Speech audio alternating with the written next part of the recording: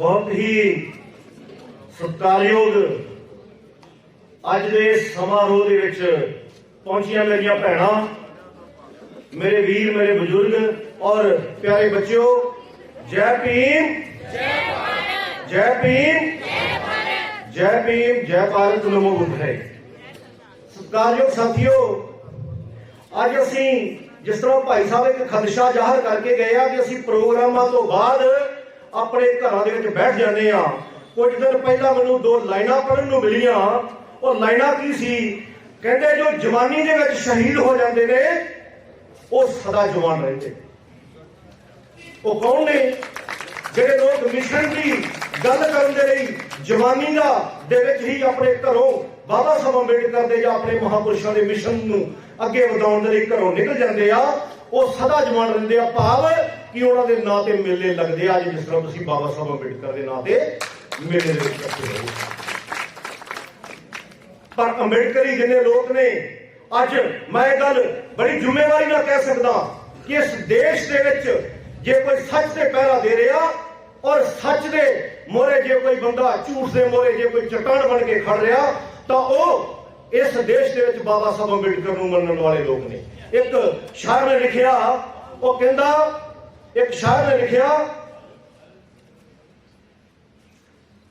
जहां सच अड़ा है वहां भीम का योद्धा खड़ा है।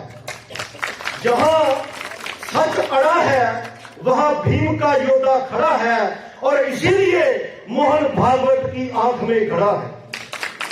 और अगे की कहंदा, कहंदा जंग तारी है, जंग चल रही है, जंग तारी है, बोल के लब आजाद है तेरे। ये सोचने का विषय है। बाबा साहब अंबेडकर ने कॉन्स्टिट्यूशन के शुरू च लिखा कि मेरे समाज के लोगों को, हर भारत के लोग नूं बोलने का अधिकार होएगा। तो की कहंदा, कहंदा जंग तारी है, बोल के लब आजाद है तेरे, घर में रहेगा तो भी मरेगा, जंगे मैदान में मरेगा तो भीम का लाल कहलाएगा।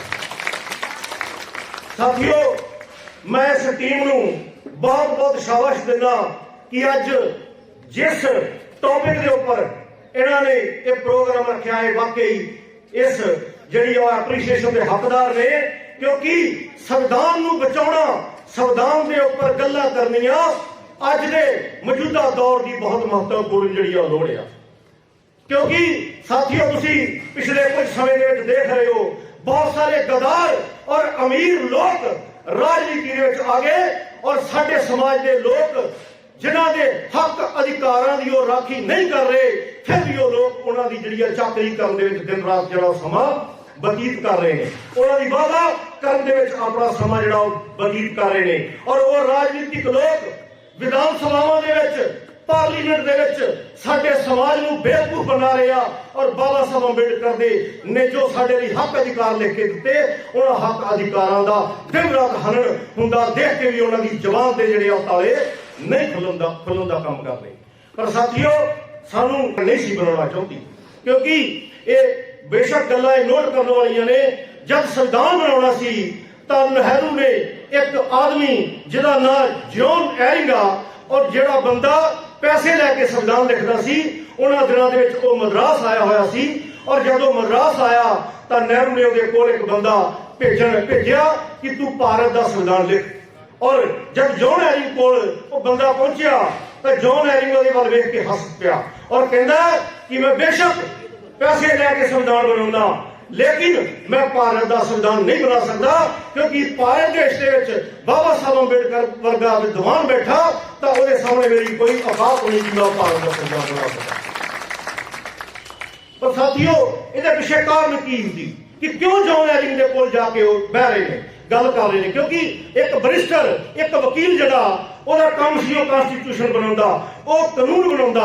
ਪਰ ਇਸ ਦੇਸ਼ ਦੇ ਵਿੱਚ ਬਰਿਸਟਰ ਤਾਂ ਬਹੁਤ ਸੀ। ਇਸ ਦੇਸ਼ ਦੇ ਵਿੱਚ ਗਾਂਧੀ ਵੀ ਬਰਿਸਟਰ ਸੀ, ਇਸ ਦੇਸ਼ ਦੇ ਵਿੱਚ ਨਹਿਰੂ ਵੀ ਬਰਿਸਟਰ ਸੀ। ਪਰ ਇੰਨਾ ਦਿਮਾਗ ਜੋ ਮੇਰੇ ਬਾਬਾ ਸਾਹਿਬ ਕੋਲ ਸੀ, ਉਹ ਦਿਮਾਗ ਕਿਸੇ ਕੋਲ ਨਹੀਂ ਸੀ। ਜਦ ਸੰਵਿਧਾਨ ਬਣਾਉਣ ਦੀ ਗੱਲ ਆਈ ਤਾਂ ਸਾਰੇ ਬਰਿਸਟਰ ਡੱਡੂਆਂ ਦੀ ਤਰ੍ਹਾਂ ਟਰ ਕਰਨ ਲੱਗ ਪਏ ਕਿ ਸਾਡੇ ਵੱਸ ਦਾ ਰੋਗ ਇਹ ਨਹੀਂ, ਅਸੀਂ ਸੰਵਿਧਾਨ ਨਹੀਂ ਬਣਾ ਸਕਦੇ। ਤਾਂ ਸੰਵਿਧਾਨ ਬਾਬਾ ਸਾਹਿਬ ਅੰਬੇਡਕਰ ਦੇ ਕੋਲ ਜਦੋਂ ਉਹ ਬੰਦਾ ਜੌਨ ਐਰਿੰਗ ਨੇ ਜਦੋਂ ਨਾ ਕਰ ਦਿੱਤੀ, और जॉन एरिंग के बारे में मैं दसना चाहना, क्योंकि उन्हें ऑस्ट्रेलिया और डेनमार्क जो कंट्री है उस देश का उस बंदे ने संविधान लिखिया। और साथियों वो बंदे ने जो संविधान लिखिया ਉਹਦੇ ਕੋਲ ਭੇਜਣ ਦੇ ਪਿੱਛੇ ਸਭ ਤੋਂ ਵੱਡਾ ਕਾਰਨ ਕੀ ਸੀ, ਜਿਹੜੀ ਗੱਲ ਮੇਜਰ ਸਾਹਿਬ ਨੇ ਵੀ ਅੱਗੇ ਤੁਹਾਡੇ ਸਾਹਮਣੇ ਰੱਖੀ ਹੈ। ਉਹ ਗੱਲ ਕੀ ਸੀ ਕਿ ਜੌਨ ਐਰਿੰਗ ਦੇ ਕੋਲ ਜਾਣ ਦੇ ਪਿੱਛੇ ਸਭ ਤੋਂ ਵੱਡਾ ਕਾਰਨ ਸੀ ਕਿ ਕਾਂਗਰਸ ਦਾ ਇੱਕ ਬਹੁਤ ਵੱਡਾ ਲੀਡਰ ਜਿਹੜਾ ਇਹ ਸਟੇਟਮੈਂਟ ਦੇ ਚੁੱਕਿਆ ਸੀ ਕਿ ਡਾਕਟਰ ਅੰਬੇਡਕਰ ਦੇ ਲਈ ਸੰਵਿਧਾਨ ਸਭਾ ਦੇ ਦਰਵਾਜ਼ੇ ਤਾਂ ਕੀ ਅਸੀਂ ਖਿੜਕੀ ਔਰ ਰੋਸ਼ਨਦਾਨ ਤੱਕ ਜਿਹੜੇ ਉਹ ਬੰਦ ਕਰਕੇ ਰੱਖ ਦਿੱਤੇ। ਡਾਕਟਰ ਅੰਬੇਡਕਰ ਨੂੰ ਸੰਵਿਧਾਨ ਸਭਾ ਦੇ ਵਿੱਚ ਅਸੀਂ ਜਾਣ ਨਹੀਂ ਦੇਵਾਂਗੇ। पर जिस तरह मेजर साहब ने गल की कि जैसुर खुला तो नवो शूद्रा डोम समाज के पैदा होया जोगिंदर नाथ मंडल जिन्हें रिजाइन किया और उन्होंने बाबा साहब अंबेडकर को कहा बाबा साहब अंबेडकर तुसी संविधान सभा दे विच जाओगे। और साथियों मैं उन्होंने महापुरुषों को सलाम करदा जिहड़े पंजाब के चवार और बंगाल के धूम दोनों कम्यूनिटियां ने रल के बाबा साहब अंबेडकर को पार्लीमेंट में भेजा। और जब बाबा साहब अंबेडकर पार्लीमेंट में गए तो बाबा साहब अंबेडकर ने जब पार्लीमेंट का दरवाजा खोलिया तो बाबा साहब अंबेडकर कहते हैं कि कांग्रेस और गांधी के पिछुओ अपनी कांग्रेस अपनी मां कांग्रेस और गांधी को जाके दस दो कि पार्लीमेंट हाउस के दरवाजे डॉक्टर अंबेडकर अपनी जुत्ती की नोक से खोल रहा। डॉक्टर अंबेडकर पार्लीमेंट के दरवाजा खोल चुके। तो इस करके साथियों सानू ये समझने की लोड़ है कि बाबा साहब अंबेडकर ने जो संविधान लिखा वो पिछे एक होर भी बहुत बड़ा कारण है। वो बहुत बड़ा कारण की है कि भारत देश का मुसलमान इस गल का गर्व कर सकता है कि इस देश के लाल किला जड़ा उन्होंने पुरखों की निशानी है। इस देश के ताजमहल जड़ा है वो मुसलमानों के पुरखों की निशानी है। इस देश का क्रिश्चियन भी इस गल का फख्र कर सकता है कि इस देश के ਜਿਹੜਾ ਪਾਰਲੀਮੈਂਟ ਹਾਊਸ ਬਣਿਆ ਉਹ ਅੰਗਰੇਜ਼ਾਂ ਦੀ ਉਹਨਾਂ ਦੇ ਪੁਰਖਿਆਂ ਦੀ ਨਿਸ਼ਾਨੀ ਹੈ। ਇੰਡੀਆ ਗੇਟ ਉਹਨਾਂ ਦੇ ਪੁਰਖਿਆਂ ਦੀ ਨਿਸ਼ਾਨੀ ਆ। ਔਰ ਸਾਥੀਓ ਤੁਸੀਂ ਵੀ ਇਸ ਗੱਲ ਦਾ ਫਖਰ ਕਰ ਸਕਦੇ ਹੋ ਕਿ ਬੇਸ਼ੱਕ ਇਸ ਦੇਸ਼ ਦੇ ਵਿੱਚ ਬਹੁਤ ਸਾਰੀਆਂ ਵਿਰਾਸਤਾਂ ਔਰ ਬਹੁਤ ਲੰਬਾ ਚੌੜਾ ਦੇਸ਼ ਆ, ਪਰ ਇਸ ਦੇਸ਼ ਦਾ ਬਹੁਜਨ ਇਸ ਗੱਲ ਦਾ ਫਿਕਰ ਕਰ ਸਕਦਾ ਹੈ ਕਿ ਇਹ ਦੇਸ਼ ਜਿਸ ਕਾਨੂੰਨ ਦੀ ਕਿਤਾਬ ਦੇ ਨਾਲ ਚੱਲ ਰਿਹਾ ਉਹ ਸਾਡੇ ਬਾਬਾ ਸਾਹਿਬ ਅੰਬੇਡਕਰ ਦਾ ਬਣਿਆ ਹੋਇਆ। बाबा साहब अंबेडकर ने जिहड़ा संविधान अपने बुद्धि और बल दे नाल साथियों जिस तरह आप गल्लां करदे पए ना कि सारिਆਂ ਦੇ ਲਈ गर्व करन दी गल आ और नाल दी नाल ਇਹ ਗੱਲਾਂ ਸਮਝਣੀਆਂ ਵੀ ਬੜੀਆਂ ਜ਼ਰੂਰੀਆਂ ਨੇ कि बाबा साहब अंबेडकर ने की संविधान दलितां ਦੇ ਲਈ ਹੀ ਬਣਾਇਆ कि बाबा साहब अंबेडकर ने ਸਾਡੇ ਲਈ संविधान बनाया नहीं। बाबा साहब अंबेडकर ने इस देश के किसी भी समाज के लिए संविधान नहीं बनाया। बाबा साहब अंबेडकर ने उस हर व्यक्ति के लिए हर उस पशु पक्षी के लिए ईवन दैन कि बहुत सारिया खड्डा जिहड़ियां जिन्हां दी माइनिंग हुंदी है बहुत सारे दरख्त जिन्हां नूं तुसीं कानून की मर्जी तो बिना कट नहीं सकते। जिहड़े भी लोग इस देश के पीड़ित सी बाबा साहब अंबेडकर ने उन्हां सारे लोगों के सेंटीमेंट्स का ध्यान रख के जिहड़ा संविधान बनाया। क्योंकि लोग अज बाबा साहब अंबेडकर के संविधान के कमियां बहुत लभण की कोशिश करते हैं।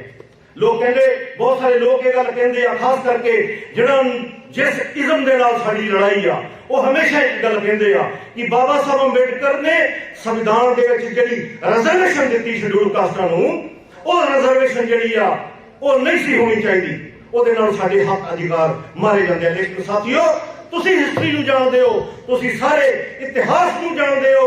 ਇਸ ਦੇਸ਼ ਦੇ ਵਿੱਚ ਚਾਹੇ ਉਹ ਕਿਸੇ ਵੀ ਜਾਤੀ ਦਾ ਬੰਦਾ और जिहड़ा सर्वोच्च बैठा वो इस देश के विच जिहड़ा भिक्षाम देही कह के तुहाडे और साडे घरां दे विच आटा मंगदा सी। ਇਹ मेरे बाबा साहब अंबेडकर के संविधान का करिश्मा है कि वो आटा मंगने वाला भी जब कोई संविधान पोस्ट से पहुंचता था वो भी जेड सिक्योरिटी का मालक बन जाता है। बाबा साहब अंबेडकर के संविधान क्योंकि गोलवलकर ने जब बाबा साहब ने संविधान लिखिया तो गोलवलकर ने एक गल कही। गोलवलकर कहता है साडे समाज नूं विस गाइड करने वास्ते जिस तरह मेजर साहब ने करपात्री महाराज की गल की उन्हें एक जगह लिखिया कहता संविधान बहुत चंगा है, संविधान बहुत चंगा है पर हिंदू विरोधी है। तो गोलवलकर कहता है कि बाबा साहब ने संविधान लिखिया असीं इस संविधान नूं नहीं मनते। क्यों नहीं मनते? क्योंकि बाबा साहब अंबेडकर ने शूद्र के लिए कुछ नहीं लिखिया। ਉਹਦੇ ਪਿੱਛੇ ਕਾਰਨ ਕੀ ਸੀ कि बाबा साहब अंबेडकर ने जब शूद्र ने लिखिया ਤਾਂ ਇਹ ਲਿਖ ਦਿੱਤਾ कि जुत्तियां बनाने वाला डीसी बन के जुत्ती मारने वाला बन सकता है। ये बाबा साहब अंबेडकर ने, क्योंकि अज बाबा साहब अंबेडकर के संविधान का करिश्मा है कि असी बोलन नहीं लगे, असी गरजन लगे हाँ। साडियां बहुत सारिया भैणां स्टेज तो गरज के गई हैं। ये किहदा करिश्मा है? ये बाबा साहब अंबेडकर के संविधान का करिश्मा। और बाबा साहब अंबेडकर कहते हैं, बाबा साहब अंबेडकर एक गल कहते हैं कि भाई जिन्हों मेरे ते शक है वो मेरा संविधान पढ़ के देख ले। मैं हर आदमी के सेंटीमेंट्स का इस संविधान के ख्याल रखिया, मैं हर आदमी के सेंटीमेंट्स का ये ख्याल रखिया। पर साडा समाज करदा की है? साडा समाज जिन्हां दे लई, क्योंकि मैं बहुत सारी इसकी जी हिस्टोरिकल बैकग्राउंड सी उहदे विच नहीं सी जाना चाहता, क्योंकि बहुत सारियां गल्लां तुसीं सुन लियां, मेजर साहब तो ही सुनिया, होर भी मेरियां भैणां कुछ बच्चे गल करके गए। असी अपनी आजादी का ग्रंथ जिहड़ा उहनूं तां नहीं पढ़िया, लेकिन सब तो वड्डी नलैकी कि असी अपनी गुलामी के जिहड़े ग्रंथ ने वो सारे पढ़े और उन्हों का इतिहास भी सानूं सारा याद।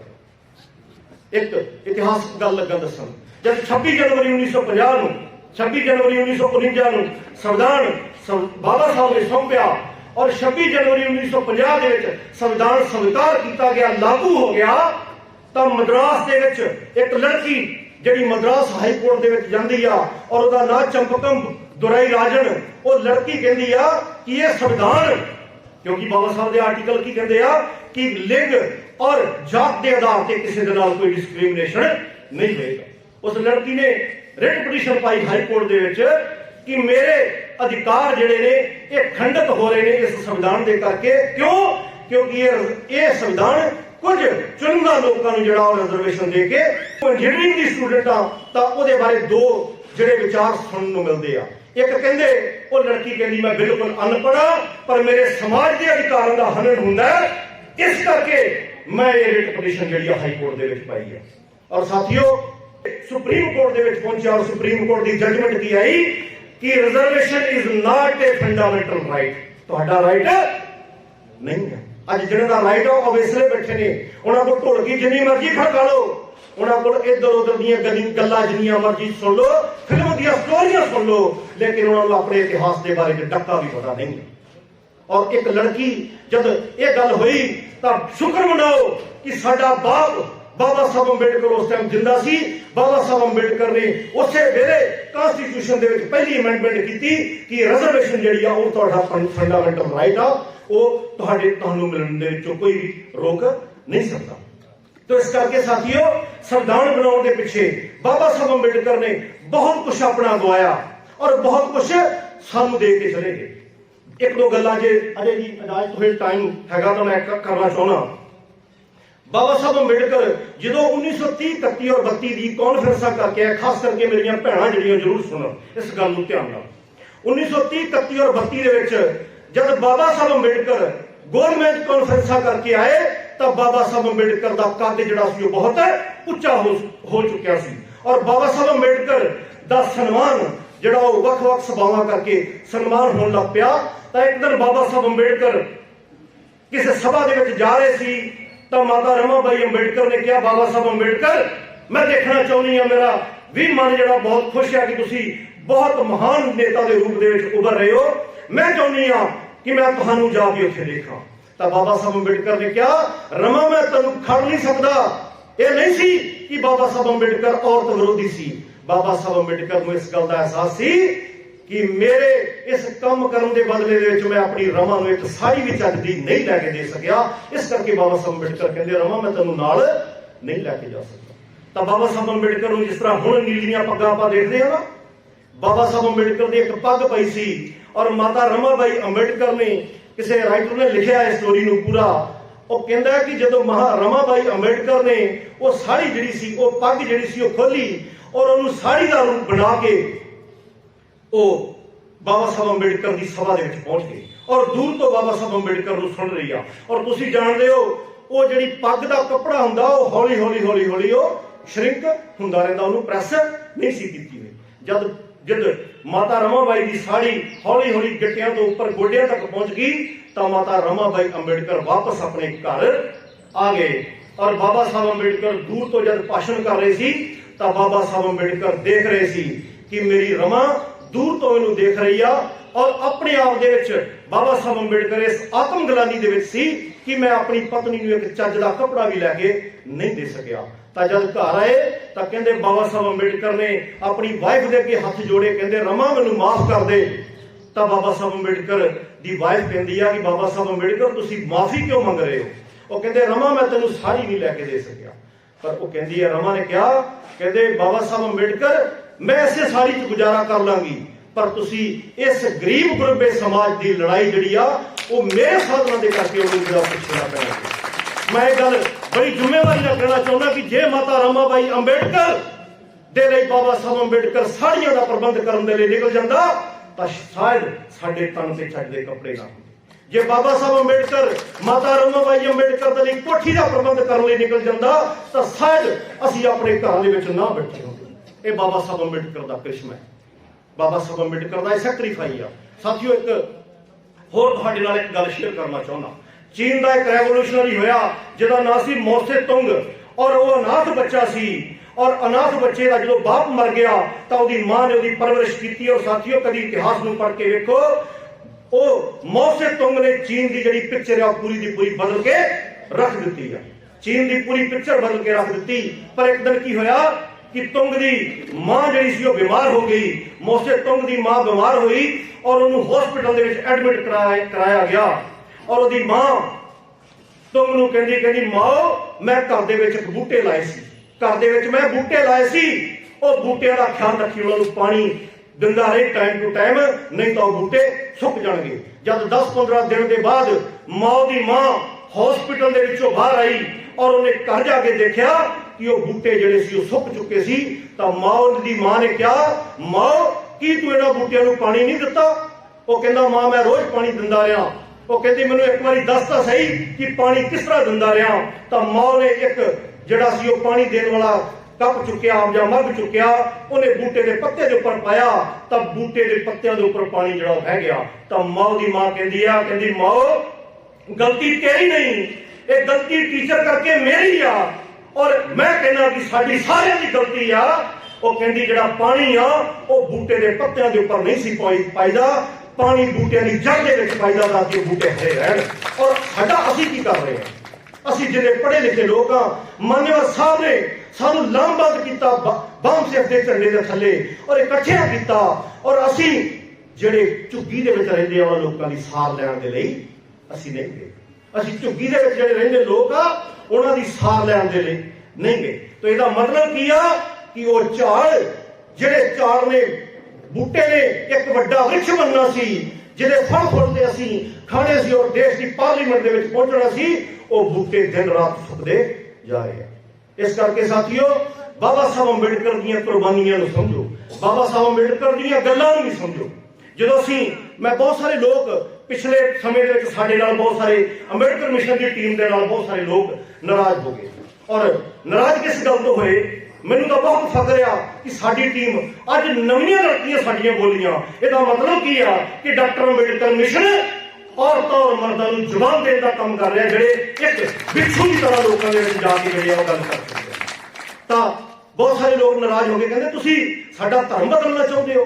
3 महीने साडे कोल बिच्छू रहे और बहुत सारे लोगों की नफरत का पात्र सानू बनना पिया। क्यों? क्योंकि बाबा साहब अंबेडकर की कह के गया कि मैं इस देश को बुद्धमय देखना चाहना।